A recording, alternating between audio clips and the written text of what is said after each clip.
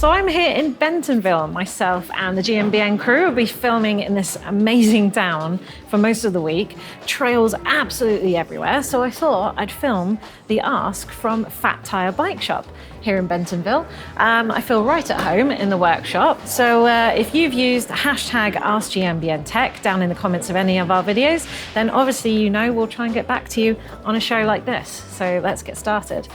So J.O. Alfonso gives me my first question, who said, should I use grease between the fork stanchions and the crowns in a downhill bike? So obviously you clamp your stanchions in, and I would say no, not necessarily. You just want a nice clean surface and make sure you're torquing up those bolts to your manufacturer's spec. But also you should have a manual with those forks, or maybe online somewhere. Go and find it, because it should tell you how you should be assembling them, what torque to use, and whether you should be using grease or not. But generally you shouldn't. The thing I'm seeing going on in the front. Next question is from Duncan John, who says, do you think the UDH will continue to be used on more frames? I wonder in particular about small independent brands who mostly make steel frames. Do you think these smaller brands would see an advantage in using the UDH? Yeah, absolutely. They'd see an advantage in that they wouldn't have to stock so many. And also it means an advantage to the customer as well, who purchased that frame, and they may be able to change their drivetrain or upgrade, and they won't have to change the derailleur hanger as long as it fits with that drivetrain. So yeah, it does make things easier for people, and I do really appreciate SRAM adding a standardized derailleur hanger. And I think there's 400 different models right now that have a UDH, and it's ever increasing. So that's definitely a good thing. So Sled 519 says, looking to upgrade my shock fork on my Trek / 9.7. The specs say max travel is 180 millimeters, but are there any other specs I need to check in order to make sure my new chosen fork is compatible? Yeah, a couple of things. Obviously, the steerer tube, you want to make sure that fits into your frame, although they are pretty standard these days. Also, axle diameter, so what's going through your wheel.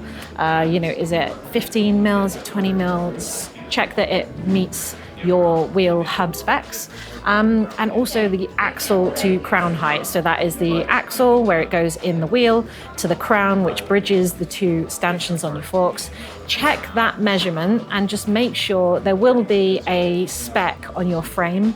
It will tell you what the maximum axle to crown height is that you can put in that frame to make sure that that frame is safe to ride at that length. So make sure you match that length as well as the travel that your frame is saying you can have. Next up, I've got Holger Gare, who says, recently tried to replace worn bearings. I have a carbon frame. They did not move at all.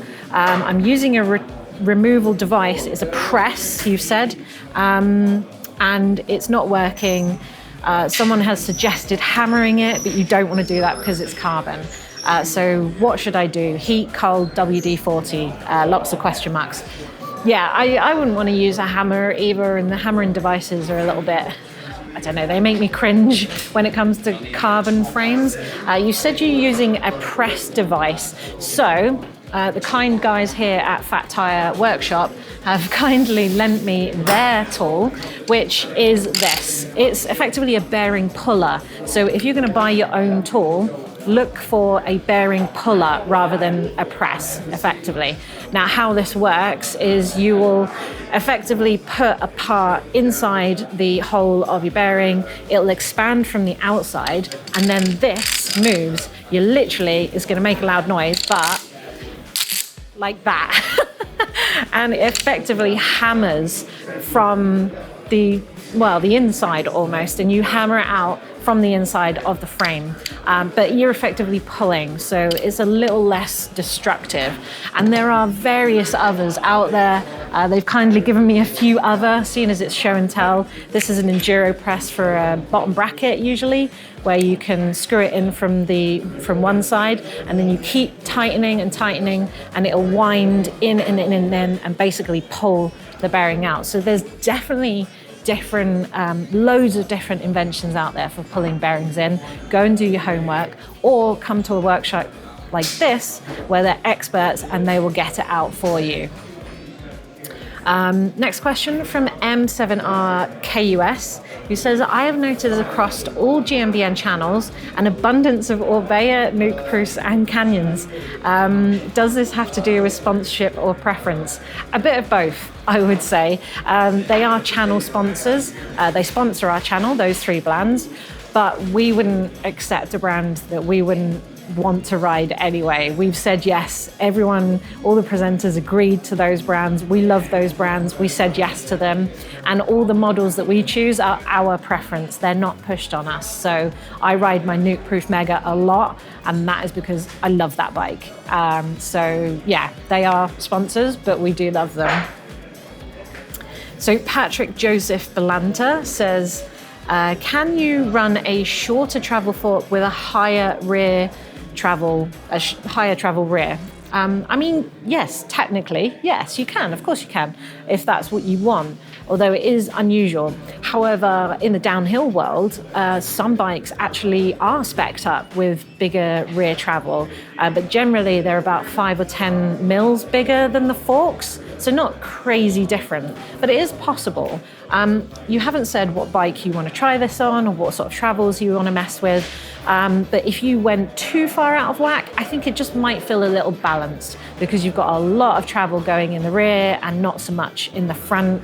And they might start to sort of feel unbalanced if one starts to progressively bottom out and the other one doesn't. It might feel quite linear. So it might feel unusual, basically. But there is no rules if that's what you want.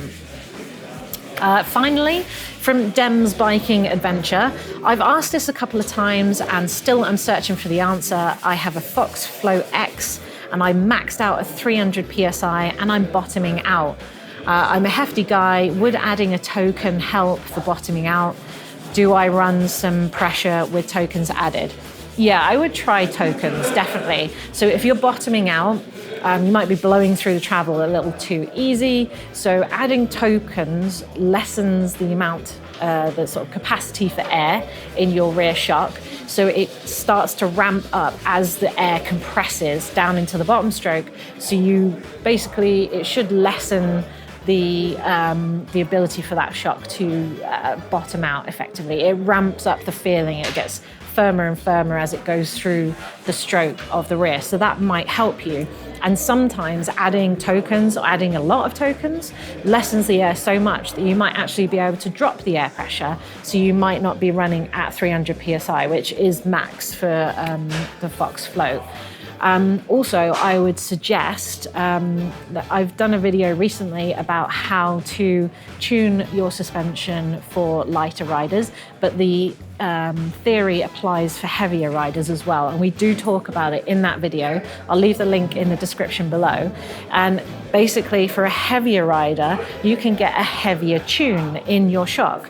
So there are shims that stack up in your shock and they blow through the oil, and the size and the amount effectively changes how easy it is for that shock to go through the oil. Now myself, because I'm light, I find it difficult to move a normal tuned shock, like a medium tuned shock, through the oil because I'm light. So I have a light tune, which means I have smaller shim stacks, so it's easier to go through the oil. And then I can sit in the middle of my compression and repound dials better, whereas you're heavier, you're going to blow through it much easier because you have more force to blow those shims through the oil. So you can get a heavier tune on your shock, which effectively, imagine having bigger, more difficult shims going through the oil. It would be harder for you to bottom out your shock effectively. So go to a suspension tuner, sort of a suspension service center,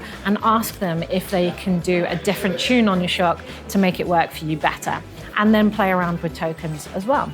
So hopefully that helps. And that's the last of my questions. So if you have any more questions, anything arises now, use hashtag Ask GMBN Tech down in the comments, and we'll try and get back to you on a Monday show.